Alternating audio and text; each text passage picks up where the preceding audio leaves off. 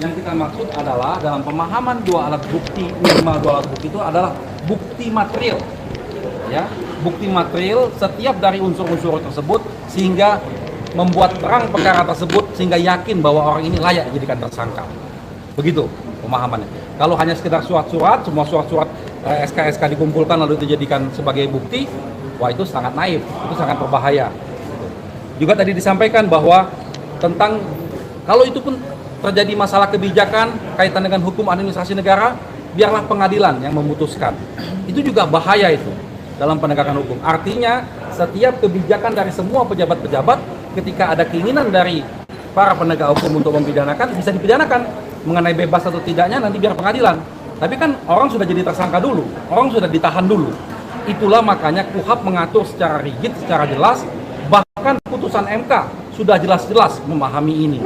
Jadi ini satu kekeliruan yang sangat fatal menurut kami. Itu yang pertama. Lalu yang kedua, tadi juga dijelaskan, kawan-kawan semua media mendengar, bahwa ternyata expose dengan BPKP, ya, yang bicara tentang kerugian negara, baru pada tanggal 9 November. Coba bayangkan. Baru pada tanggal 9 November, tadi diakui dalam persidangan. Sedangkan penetapan tersangka 29 Oktober. Artinya orang dijadikan tersangka dulu, barulah terjadi pembicaraan dengan BPKP tentang melawan hukumnya, tentang kerugiannya, dan segala macam. Ini fatal sekali. Proses-proses ini yang dikatakan oleh Pak Jaksa Agung bahwa telah melalui tahapan, terbukti hari ini tidak melalui tahapan yang benar. Ya. Lalu kaitan dengan tadi disebutkan tentang penasihat hukum, itu lebih fatal lagi. Tadi diakui bahwa penasihat hukum itu mereka yang tunjuk, itu diakui dalam persidangan tadi. Sedangkan KUHP mengatakan penasihat hukum itu dipilih sendiri, ada kalimat sendirinya di sana. Ya, dalam pasal KUHP itu tegas kata sendiri. Artinya diberikan kebebasan bagi tersangka untuk memilih sendiri penasihat hukumnya. Kecuali kalau dia tidak mampu, maka dia boleh ditunjuk oleh negara. Dalam hal ini Pak Tom Lembong cukup mampu untuk memilih penasihat hukumnya. Cuman pada waktu itu karena tidak diberikan kesempatan, tidak boleh pegang HP, dalam kondisi tertekan, tengah malam disodorkan, ya dia mau tidak mau. Inilah yang menurut kita kesewenang-wenangan dan melanggar hukum, gitu ya. Lalu kaitan dengan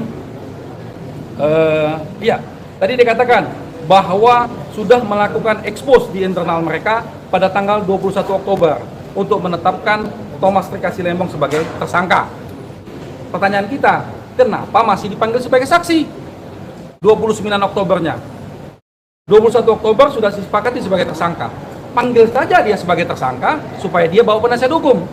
Kan begitu, kalau sedang benar ini terjadi. Ya. Lalu kaitan dengan menteri-menteri lainnya. Tadi dibahas bahwa mereka hanya fokus kepada Pak Thomas Trikasih Lembong, tapi tidak menutup kemungkinan untuk pemeriksaan menteri-menteri lainnya. Ini bukan permintaan kita. Pemeriksaan menteri-menteri lainnya adalah sesuai dengan sprindik yang mereka buat sendiri, yaitu periodisasi 2015 sampai 2023. Artinya mereka sendiri yang membuat dan mereka sendiri yang harus mempertanggungjawabkan ini, bukan dari pihak kita. Ya, ada lagi tambahan? Pak, terkait prosedur pemanggilan di Pak Tom Lembong itu gimana sih? Jelasin Pak. Untuk penyuratan di Kejaksaan pemanggilan Pak Tom Lembong buat besok sidang. Tadi kan Bapak ngomong sekali lagi menghadirkan Pak Tom Lembong ya di pengadilan. Ya, nanti itu bisa dibagikan ke kawan-kawan media ya tadi. Jadi kami menegaskan bahwa sesuai KUHP itu tersangka bisa dihadirkan di persidangan. Tapi kan persoalannya sekarang tersangka ini kan di dalam tahanannya jaksa. Kami tidak bisa menghadirkan sendiri. Kalau kita diminta koordinasi dengan JPU sudah kita lakukan, kita sudah buat surat. Tapi kan JPU tidak memberikan tanggapan. Artinya belum ada kepastian dia hadir. Kami tetap menghendaki sesuai dengan KUHP dihadirkan di persidangan. Dan itu seharusnya hakim bisa memerintahkan. Karena hukum acaranya peradilan ini mengacu kepada KUHP, bukan hukum perdata.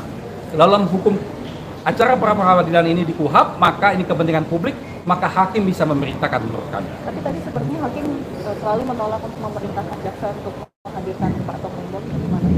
Ya kita juga tidak tahu pertimbangannya apa. Bahkan kita ingat di persidangan-persidangan lain, pra peradilan itu bisa ditolak karena yang si pemohon tidak hadir. Kita ingat itu kan? Kalau termohon itu tidak hadir malah bisa ditolak karena termohonnya tidak jelas.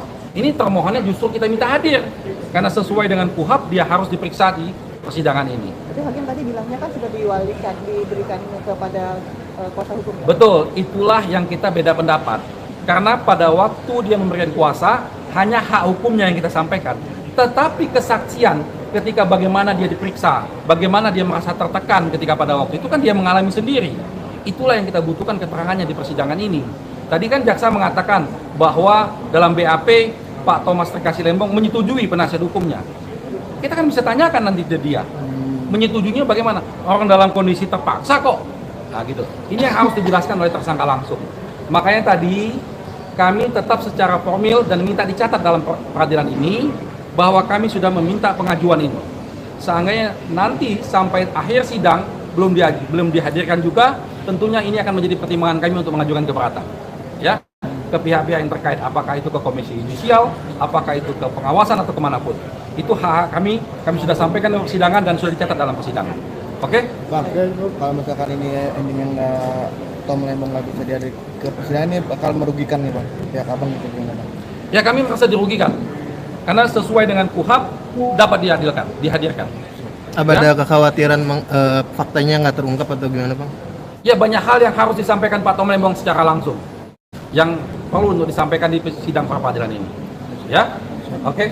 Dana, ada mobil yang diberikan barangkali, ada fasilitas, ada berlian macam-macam lah untuk pemberian.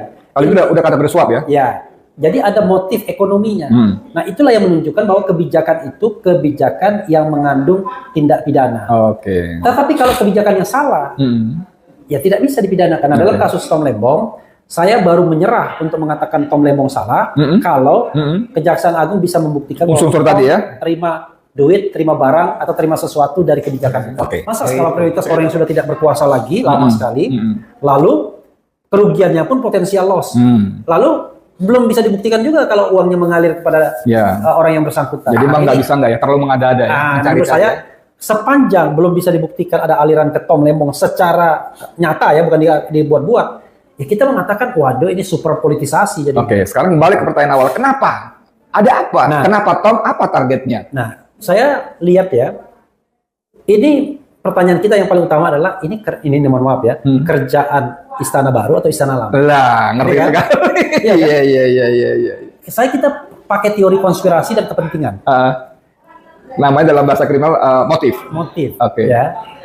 Ini kepentingannya apa? Istana Baru untuk mengkriminalkan Tom, ya kan? Saya susah melihatnya ya. Tapi kalau Istana Lama ada, dia ingin memberikan pesan, hati-hati jangan disenggol. Siapa? Fufufafa, mayoritas bahkan saya katakan. Coba lihat, ada kumpulan begitu yang kritik, rata-rata pendukung Anies. Nah, ini ingin memberikan kesan, kamu jangan keras-keras. Kalau enggak, nah, tetapi ya mudah-mudahan orang kayak kita nggak mundur dengan begini kan? Kalau tunjukkan bahwa Anies sama Tom Lembong itu seperti bahkan jauh lebih akrab dibandingkan Caimin yang wakilnya kan ibaratnya. Nah, ibarat duit tunggal lah ya. Ya, duit tunggal. Dalam masa zaman dulu. Karena berarti kalau dia yang disasar Tom Lembong, orang langsung ke Anies. Tapi kalau Refli misalnya atau siapa gitu, nggak ada. Lagi pula mencari kelemahan orang kan nggak gampang kalau seandainya dia nggak pernah menjabat publik. Oke. Kan? Tom Lembong ada orang sekitar Anies yang pernah ada jabatan publiknya, nggak banyak gitu. Masa cuman TGUPP. Dan menurut pengacara Tom Lembong ya, bahwa Tom Lembong sendiri tidak pernah ditegur oleh Jokowi saat menjadi Menteri Perdagangan. Nah, apa yang dilakukan oleh Tom Lembong adalah tindakannya diafirmasi. Apakah perbuatan merupakan perbuatan menyalahgunakan kewenangan sebagaimana Undang-Undang Nomor 30 Tahun 2014 tentang Administrasi Pemerintahan. Dalam hal ini, pemohon sebagai tersangka adalah tidak sah karena kebijakan izin impor merupakan ranah hukum administrasi negara dan bukan domain hukum pidana. Selain itu, pada faktanya selama menjabat sebagai Menteri Perdagangan, pemohon tidak pernah mendapat teguran dari Presiden yang menjabat saat itu. Dengan demikian, tindakan pemohon sebagai Menteri Perdagangan telah diafirmasi oleh Presiden selaku Kepala Negara dan merupakan pimpinan negara Republik Indonesia.